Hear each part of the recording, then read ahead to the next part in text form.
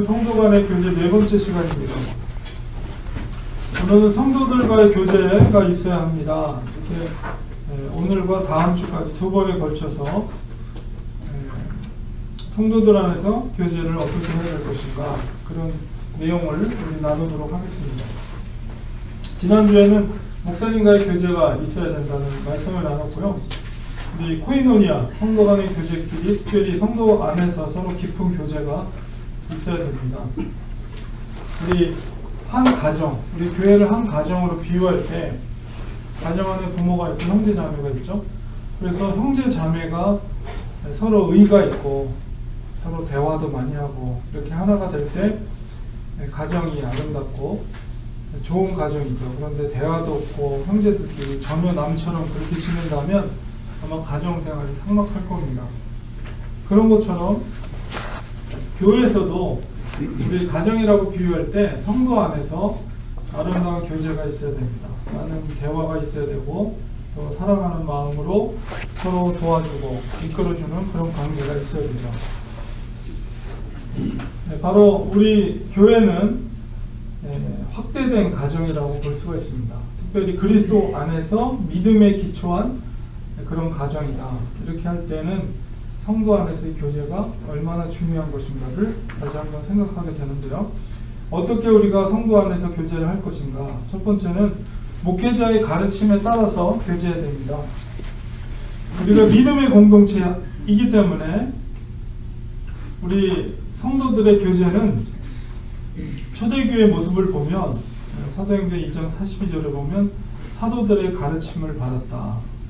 물론 이제 예수 그리스도의 복음에 대한 그런 배움을 성도들이 사모했다는 것이죠. 그러나 어쨌든 그 믿음 안에서 예수 그리스도의 가르침과 복음 안에서 성도 안의 공동체를 의식을 가졌기 때문에 1차적인 것은 바로 말씀 중심, 그 다음에 신앙 중심이어야 합니다. 그래서 늘 목회자를 통해서 선포되는 말씀과 복음적인 가르침을 통해서 교훈된 말씀을 기초로 해서 사귐이 있어야 된다. 교제가 있어야 된다는 것입니다. 항상 우리의 성도 안에서의 코이노니아의 기본은 항상 신앙 중심이요 말씀 중심이어야 된다는 것을 우리가 꼭 기억해야 될 필요가 있고요. 그렇기 때문에 우리 교회 안에서 우리가 교제할 때 교제의 주제들이 물론 우리가 일반적인 정치, 시사 혹은 건강 이런 문제, 가정 문제 여러 가지 그런 주제들이 우리가 대화하면서 이야기 나눌 수 있지만은 완전히 그런 이야기에 완전히 빠져버리면 건강한 교회 안에서의 그런 모임이 사실은 목적이 흐려질 수가 있습니다. 그렇기 때문에 항상 대화를 할 때도 가능하면 신앙과 말씀 중심의 대화를 하는 것이 좋다는 것을 기억을 해야 됩니다. 그래서 사실 시사적인 것, 세상적인 이야기 하다 보면 실수를 하거나 잘못을 원치 않는 그런 실수를 할 때가 있습니다. 그렇기 때문에 항상 우리의 교제의 기본은 말씀 중심, 신앙 중심이다라는 것을 기억을 하시면 좋겠습니다. 두 번째는 부도덕한 사람과의 교제를 삼가야 됩니다. 물론 이건 이제 교회가 이제 커지고 다양한 부류의 사람들이 모이게 될 때 다 성향이 다르잖아요. 그리고 신앙의 수준도 다를 수도 있고 우리는 지금은 비슷하고 다 몇 명이 안 되지만 어쨌든 우리가 성도 간의 교제, 코이노니아를 할 때는 부도덕한 사람과의 교제를 삼가야 된다. 왜냐하면 우리가 신앙 공동체이고 신앙 생활의 기초를 하기 때문에 도덕적이지 못한 사람과의 교제는 우리의 신앙에 유익이 되지 못합니다. 고린도 교회 사도 바울이 고린도 교회 성도들에게도 그 고린도 교회가 사실은 성경에 나온 교회 중에는 문제가 가장 많았던 교회 중에 하나죠. 그 성도들 중에는 불신자처럼 부도덕한 성도들이 포함되어 있었습니다. 특별히 심지어 이제 음행하는 자들도 있었고 우상을 숭배하는 사람도 있었습니다. 엄밀히 따지면 사실 온전한 그리스도인이라고 말하기 힘든 사람들이 고린도 교회 안에 있었습니다. 그리고 술에 취하는 사람도 있었고 남의 것을 토색하는 것, 그런 사람들도 있었는데요. 그런 사람들에 대해 바울은 고린도 교회 성도들에게 그런 부도덕한 사람들과 사귀지도 말라, 그리고 함께 먹지도 말라, 이렇게까지 언급하고 있습니다. 고린도전서 5장 11절에 뿐만 아니라 그런 사람은 교회에서 내쫓으라 라고 하고 있습니다. 내쫓으라는 것은 교회에서 출교시키라는 것이죠. 이것이 이제 권징입니다. 권징에 해당되는 부도덕한 성도와는 사귀지 말아야 된다. 이게 이제 성경적인 원리입니다. 그렇게 부도덕한 사람들과 가까이 지내다 보면, 인간적으로 가까이 지내다 보면 우리도 모르게, 나도 모르게 그런 잘못된 모습을 닮아가게 됩니다. 그리고 잘못으로 인식하지 못한 화인 맞은 사람처럼, 우리가 처음에는 뭔가 잘못하면 양심의 가책을 느끼는데 그거를 반복해서 하다 보면 화인 맞아서 그게 잘못인지 모르고 잘못이라고 인정하지 않고 아무 문제 없이 그런 일들을 밥 먹듯이 저지를 수가 있어요. 그런 사람들 옆에 같이 친하게 되다 보면 나도 모르게 그렇게 잘못을 행할 수가 있다는 것입니다. 그리고 성경에 보면, 잠언서에 보면 노를 품는 자와 사귀지 말며 울분한 자와 동행하지 말라, 이렇게 했습니다. 잘못된 행위를 우리가 본받게 되면 우리의 영혼이 올매에 빠지기 때문입니다. 네, 이런 성경적인 원리와 가르침을 잘 우리가 인식을 해야 됩니다. 그렇기 때문에 내 자신이 먼저 부도덕하지 않도록 신앙으로, 믿음으로 살아가는 것이 중요하죠. 성도들이 그런 태도로 살아간다면 우리 성도 안에서 부도덕한 사람이 교회 안에 존재할 수가 없는 거죠. 그 다음에 세 번째는 신앙이 좋은 성도와 사귀어야 합니다. 이제 부도덕한 사람들과 교제를 삼가야 된다. 이게 조금 이제 그 소극적인 교제 원리라면, 적극적인 교제 원리는 믿음이 좋은 성도와 사귀는 것입니다. 은혜로운 분, 교회 안에 은혜로운 분을 사귀어야 됩니다. 유유상종이라고 그러기도 하고 금주자적, 금목자학이라고, 검은 곳에 가면 검게 물들고 빨간 곳에 가면 빨갛게 물들고, 그런 말이 있는 것처럼 신앙이 좋은 사람 옆에 있으면 그 신앙이 영성이 흘러서 내가 좀 부족해도 그 사람의 영향을 받게 됩니다. 그래서 교회 안에 은혜가 충만하고 매사에 적극적이고 또 목회자를 잘 따르고 목회자 중심으로 섬기는 성도, 그런 성도와 좋은 교제, 좋은 관계를 갖는 것이 참 좋습니다. 어떤 사람들을 보면, 사람들의 성향을 보면 항상 늘 부정적인 사람이 있어요. 그리고 굉장히 암울하고 뭔가 침울하고 이런 분위기 있는 사람 있는 반면에 항상 적극적이고 활발하고 밝은 그런 사람들이 있어요.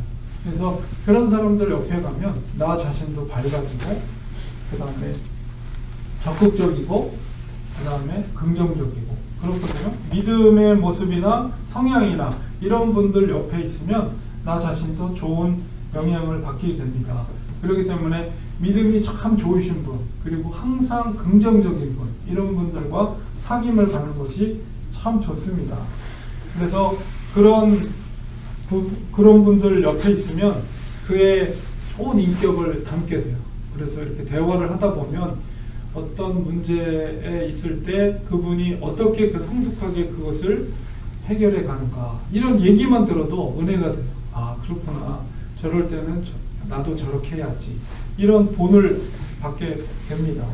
그래서 내 믿음이 성숙해지기를 원한다면 정말 신앙이 좋고 은혜로운 분, 그리고 목회자를 돕는 성도, 항상 목회자를 칭찬하고 목회자를 돕고 싶고 목회자의 연약한 부분을 채워주고 싶고 이런 성도가 있는 반면, 어떤 사람들은 뒤에서 목회자를 욕하고 목회자의 부족한 모습을 이렇게 손가락질하고, 그 다음에 성도들의 부족한 모습을 나쁜 말을 하고 이런 사람들이 있어요. 그러니까 우리가 물론 내 자신이 먼저 그런 은혜로운 사람, 그리고 적극적이고 긍정적인 사람이 되는 것이 좋죠.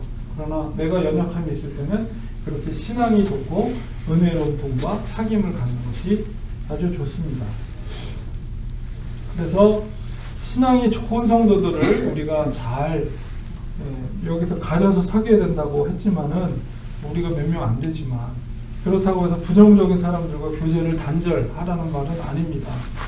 교회 안에 다양한 사람들이 있기 때문에 우선적으로는 내 믿음이 성장하기 위해서 믿음이 좋은 분들과 교제하다 보면 나도 이제 믿음이 좋은 성숙한 성도가 되게 되죠. 그렇게 되면 이제 믿음이 연약한 성도들, 약간 부정적인 사람들에게 좋은 영향을 끼칠 수 있는 위치가 됩니다. 그런 위치가 될 때까지는 좋은 분들과 교제를 갖는 것이 좋습니다. 그래서 미숙한 성도들을 붙잡아주는 역할을 해주는 것이 이제 성숙한 내가 사람이 돼야만이 그렇게 될 수가 있지, 그렇지 않은 상태에서 그 미숙한 사람들과 같이 있다 보면 오히려 내가 그 연약한 혹은 부정적인 사람들의 영향을 받게 된다는 것이죠. 그래서 항상 이런 영적인 원리를 잘 우리가 분별해야 됩니다.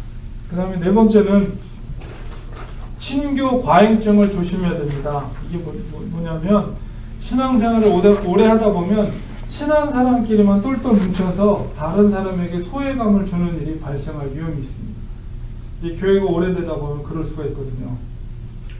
우리는 누구든지 사랑할 수 있어야 됩니다. 특별히 나보다 연약한 사람들을 붙들어줘야 하는 역할을 해야 됩니다. 교회에서는. 그래서 이 친교 과잉증이라는 것은 영적으로 질병을 앓고 있는 교회의 모습이 그런 거예요. 사람들은 누구나가 자기가 편한 사람끼리 모이기를 원하죠. 그래서 익숙한 사람과 늘 같이 하기를 원하는 게 일반적인 사람들의 성향입니다. 그런데 이것이 교회 안에서도 그래서는 안 됩니다.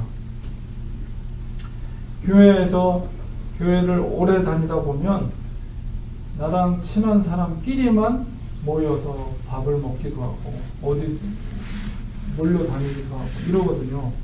절대 교회에서는 그래서는 안 됩니다.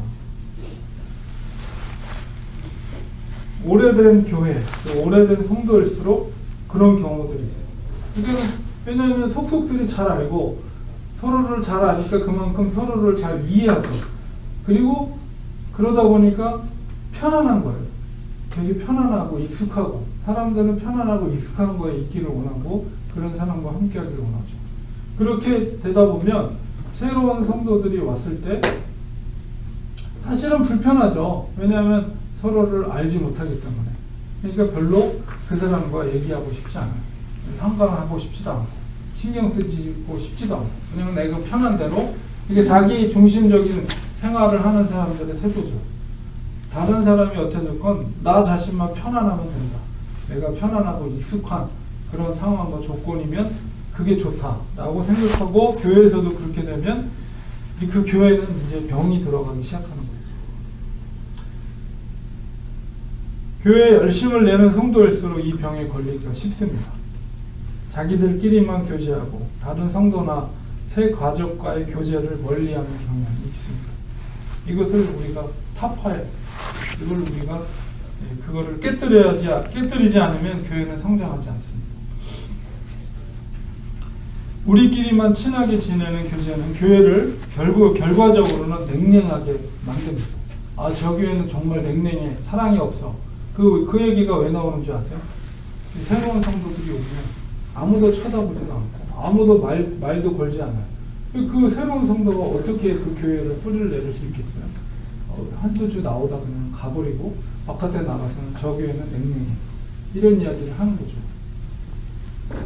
결국 좋은 게 좋은 거다 끼리끼리 모이면 그 교회는 병들기 시작한다는 것입니다.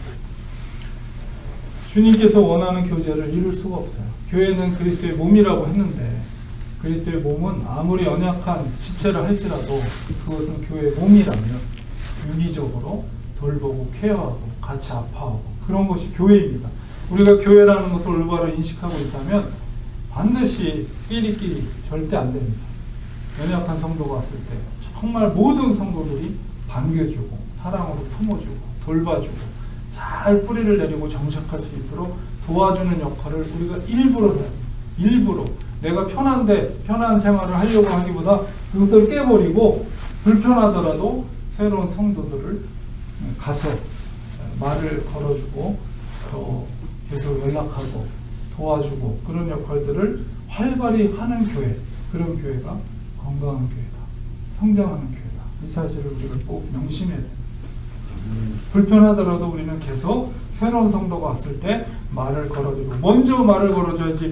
새로운 성도가 더 불편하잖아요. 새로운 성도가 기존의 성도들한테 얘기할 때 얼마나 불편하겠어요. 그러나 기존의 성도가 더 내가 불편하더라도 새로운 성도들한테 더 가까이 가고 더 적극적으로 말을 거는 것이 올바른 것이다라는 것을 기억해야 됩니다.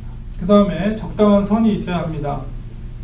성도 간의 교제는 적당한 위치와 정해진 선이 있어야 됩니다. 마치 장미꽃을 대하듯 하면 좋습니다. 장미꽃을 우리가 멀리서 보면 되게 아름답죠. 그러나 아주 가까이서 보면 거기에는 가시도 많고요. 또 진딧물이 끼어있기도 해요. 멀리서는 잘 안 보이던 것이 가까이 가면 그런 것들이 보이고 또 벌레들이 왔다 갔다 하는 것도 보입니다. 그리고 또한 장미꽃이 아름답다고 해서 가까이 가서 그것을 꺾으면 우리가 잘못하면 가시에 찔릴 수가 있습니다. 꺾지 말고 일정한 거리에서 보아야지 장미의 아름다움을 우리가 계속 느끼고 그거를 만끽할 수 있는 것처럼 성도 안에서의 교제도 멀리서 보면 정말 은혜로운데 막상 가까이서 가면 인간적인 냄새가 나고 때로는 내가 상처를 받게 되기도 합니다. 왜냐하면 사람은 불완전하기 때문에.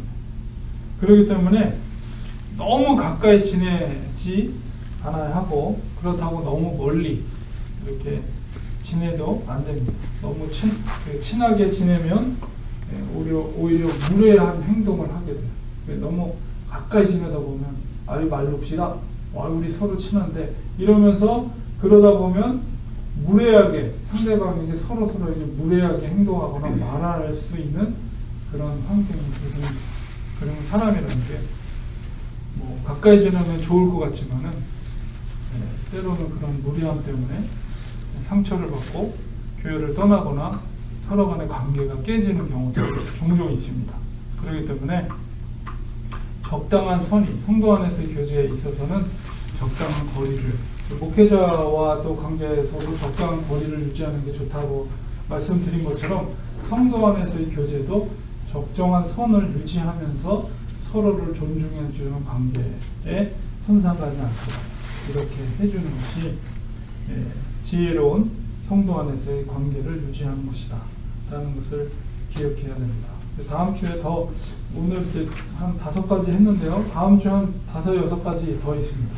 그래서 우리 성도 안에서의 코이노니아를 어떻게 해야 될 것인가를 우리가 잘 명심하고 온전한 그 건강한 교회를 유지하기 위해서는 우리가 노력해야 돼요. 노력하고 내 믿음이 성숙해져야만이 교회가 건강해질 수 있다는 사실을, 그리고 이런 원리들을 우리가 잘 인식하고 또 새로운 성도들이 왔을 때 이런 것들을 잘 또 지도해주고 또 그런 것들을 우리가 먼저 본을 보이는 우리가 성숙한 성도의 모습을